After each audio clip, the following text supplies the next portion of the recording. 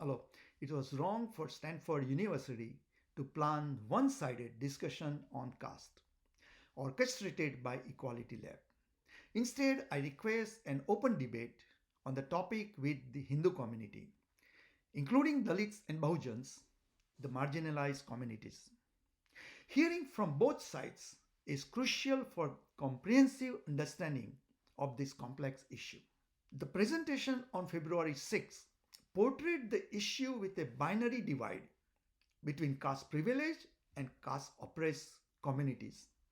However, someone with a Muslim name but a caste free Hindu, I believe this oversimplification is wrong. While I empathize with the pain and suffering presented, I notice there are several instances of factual exaggerations, creating doubt for credibility to the message for those speakers. For instance, regarding the veto SB 403, Prem implied that the governor recognized caste discriminations. Prem?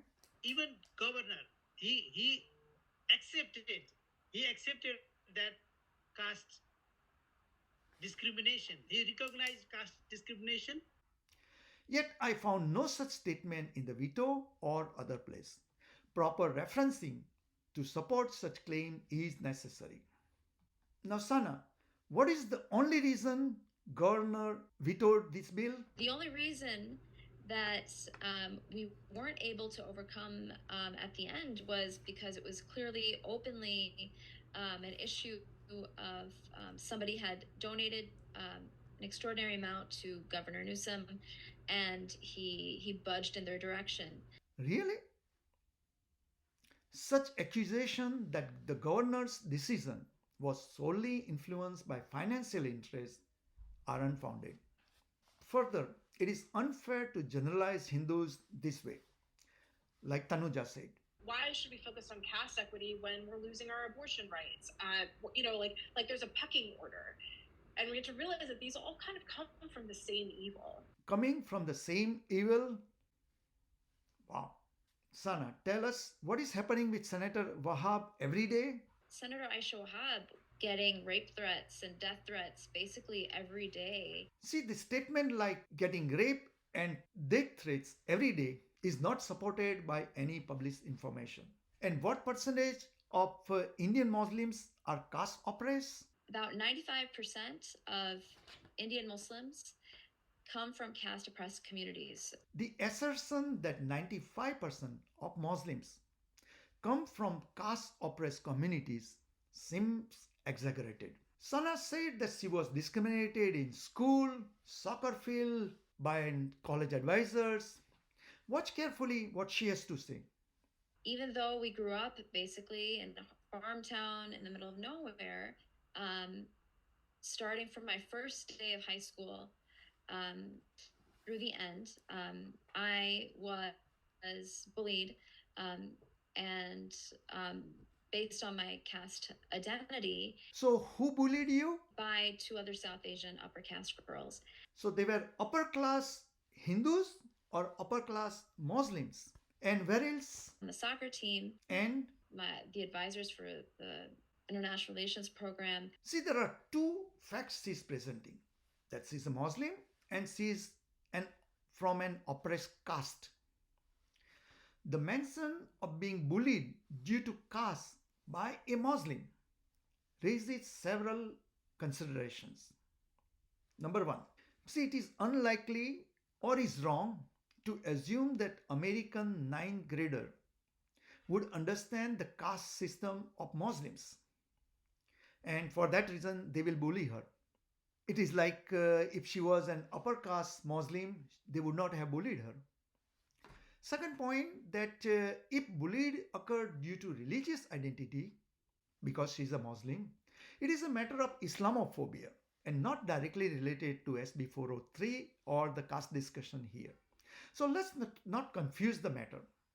Third point, that the prevalence of bullying in high school suggests the multiple factors could be at play. However, here it is oversimplified that it is solely because of caste, and that is something difficult to comprehend.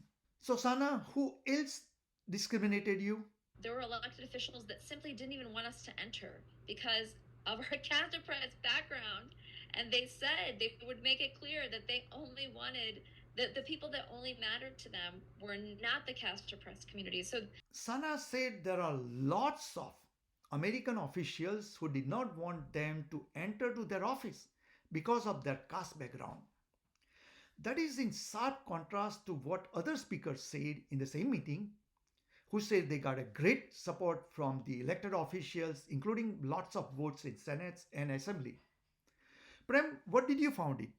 So, yes, and I'm very, very grateful to all the assembly members and senators.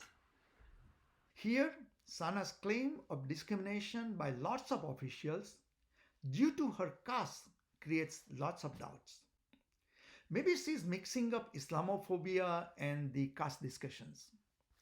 See, there are just too many points of exaggerations by different speakers on February 6th. In the end, I urge Stanford University to diversify perspective by inviting Hindu community members to share their views.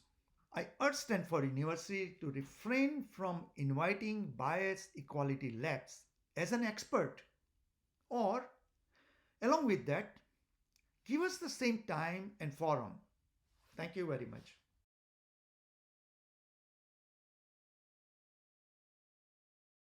What is it that they do except make scriptures that enslave our people?